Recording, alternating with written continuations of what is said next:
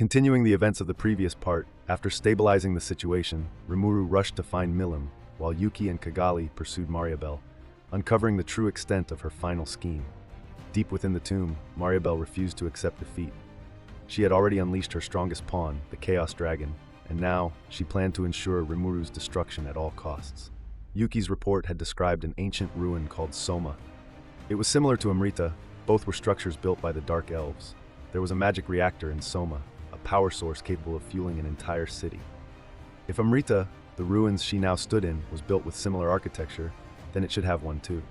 Her plan was simple: destabilize the core and trigger a catastrophic explosion, eliminating Rimuru along with herself in a final desperate act of mutual destruction. But when she was in the center of the tomb, there was nothing like the device mentioned in the report. No magic core, no central control system, only empty graves and scattered treasure. She frowned. Something wasn't right. And then, a voice rang out. That person affirmed that there was never such a thing as a magic reactor in this ruin, and that there was no such thing in Soma either.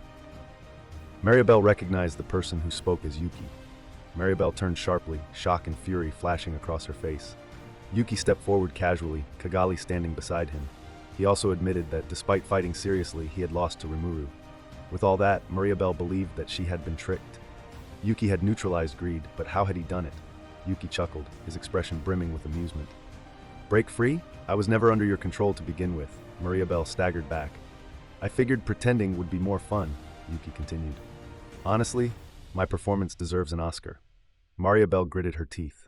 This had to be a lie. Greed could control all ambition, so how had Yuki escaped? Yuki's smile sharpened. He explained that Mariabell's greed, which could control all ambitions, had failed to control his own because it was too great. If Mariabell wanted to rule the world, Yuki wanted to own it and play with it like a toy.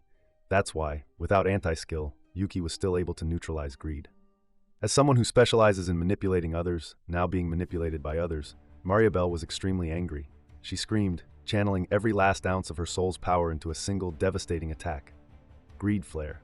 A black inferno surged toward Yuki, a force capable of devouring all matter. And yet, it failed. The dark flames vanished before they could touch him. The black smoke cleared. In the next moment, Yuki's hand had pierced Mariabell's heart, and it was absorbing her power.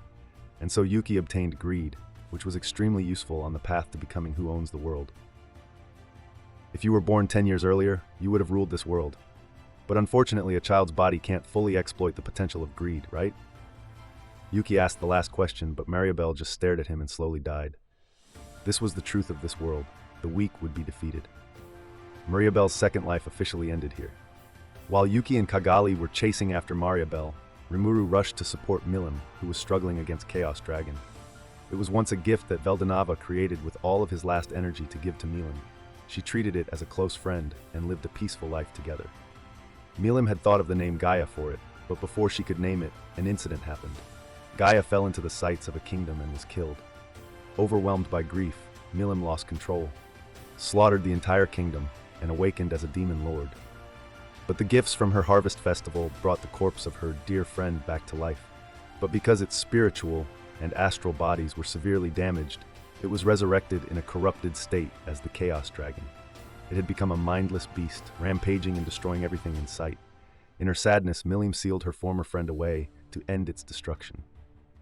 Now, Mariabell had broken that seal, throwing Milim into a painful dilemma. Rimuru was in awe at the sheer size and power of Chaos Dragon. It was over 100 meters long, far larger than Charybdis, and continuously absorbing magicules, making it grow even stronger. With just one breath, the Chaos Dragon could destroy a mountain. Its power was too great. That made Milim use enormous magical energy to restrain it. The reason she had to struggle with the dragon was because it was a very close friend, so she couldn't kill it. But its huge size made the sealing process difficult. I have a plan, Rimuru said with a reassuring smile. According to Raphael's analysis, all monsters have a core. If they could destroy its body while preserving the core, Gaia might be saved. Basically, what made Chaos Dragon so crazy with hatred was that its spiritual and astral bodies were damaged. Even though he could only feel a little, Rimuru could see that its soul core was still fighting its best to resist the corruption. However, this method required extremely high precision in the attacks. If they used too little power, it would be ineffective. If they used too much power, they would destroy the core completely. Milim was worried, but Rimuru would not allow that to happen. She had done the same thing to Charybdis before, so believed that she would succeed this time. I'll assist you. Just follow my instructions and unleash your full power. Raphael would regulate Milim's strength, while Rimuru focused on locating Chaos Dragon's core. But success or failure depended largely on Milim. At this moment, a huge stream of energy was shot straight towards the Chaos Dragon. It was Milim's Dragon Burst skill, but Chaos Dragon countered with a massive energy barrier, neutralizing her attack.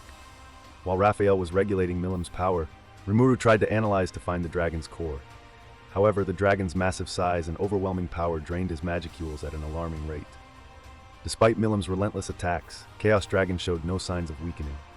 After a grueling moment, Rimuru found its core. It was still glowing, untouched by corruption. But a black mist surrounded it, formed from Mariabell's greed and Chaos Dragon's lingering hatred. At this moment, the black mist suddenly disappeared.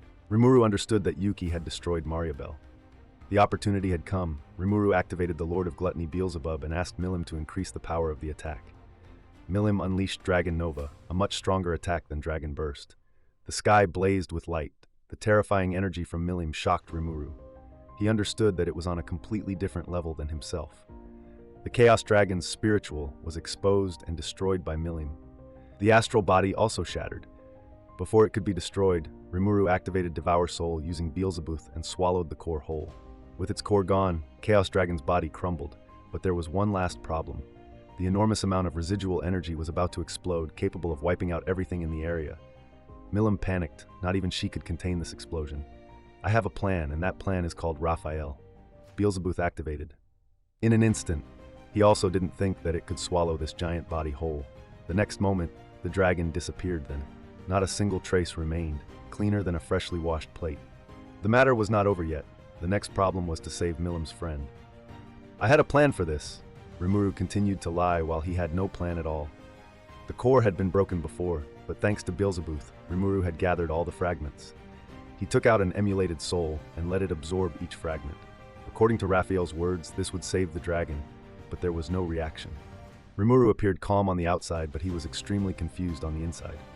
Thinking fast, Rimuru asked Milim, "Does your dragon have a name?" Milim hesitated. It had not been named yet, but Milim planned to name it Gaia. Rimuru placed his hand on the core. "Gaia, wake up before your friend starts crying." And then, the emulated soul immediately reacted. Rimuru also used the Master Core, which was made from Charybdis' core, to wrap it. Now it was only a matter of time. When the fragments on Gaia's core healed, it would revive in whatever form it wanted. Gaia would not use an avatar like the four, but would use its real body. It was now like an egg, waiting to hatch. Milim, with tears in her eyes, entrusted it to Rimuru, and together they returned to Clayman's castle. With the battle finally over, Milim and Rimuru returned to Clayman's castle, where everyone was waiting for them. It was a tiring day. He promised to go back and relax a bit, take a shower, and have a cup of beer. The story shifts to Yuki and Kigali, who are celebrating their successful deception. Kigali complains that Yuki should have told her the full plan beforehand. Because of that, Kigali had to work hard to keep Yuki's power a secret from Rimuru and the exploration team. She distracted them by letting them tend to Shion, but Yuki dismisses her concerns. Yuki believes that even if everyone knows about anti-skill, they still can't fight against it. For him, this plan was extremely successful. He has a second trump card after anti-skill, which is greed. However, Yuki reveals that it wasn't him who stole greed, but this skill chose him. His own overwhelming ambition surpassed Mariabell's, making him the true owner of greed. In addition, after today, Yuki and Kigali also realized that Rimuru was extraordinary. In other words, he knew how strong Rimuru was. More importantly, Mariabell's death erased any suspicions Rimuru previously had about Yuki. To ensure no loose ends, Yuki detonated a pre-prepared magic bomb and fabricated a story.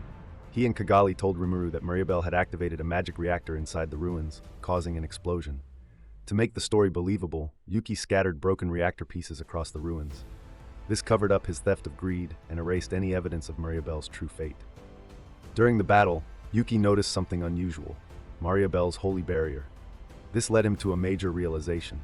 Grambel Russo, head of the 5 elders in the Western Council, might be connected to the 7 luminary clerics of the Holy Church. If Mariabell was willing to assassinate Rimuru despite the risk of angering Veldora, it implied that Luminous Valentine, the supposed god of the Holy Church, was actually the demon lord Luminous Valentine. Mariabell's confidence came from knowing that if Veldora went berserk, Luminous would step in to stop him. With this newfound knowledge, Yuki formulated a new strategy: temporarily relocate his operations to the Eastern Empire. Lay low for now while preparing for his next move. Yuki and Kigali laughed together, dreaming of their future world domination under the guise of bringing happiness to all. Meanwhile, Rimuru and Milim returned to the ruins, only to find that the entire lowest floor had been destroyed. Realizing Mariabell hated him so much that she chose to blow everything up rather than lose, Rimuru felt disappointed. This castle was supposed to become a museum, so Rimuru planned to work with Kigali to restore the ruins. Additionally, Rimuru intended to expand the railway system to connect the ruins, turning it into a major tourist attraction. Use the castle as a key defensive point in case of war with the Eastern Empire. And all of those plans would take a lot of time. Politically, the Western Council was greatly weakened after recent events. With Yuki's support and the Holy Church growing strongly, Tempest was the biggest force in the council. Most importantly, Rimuru no longer suspected Yuki, a truly comfortable trust.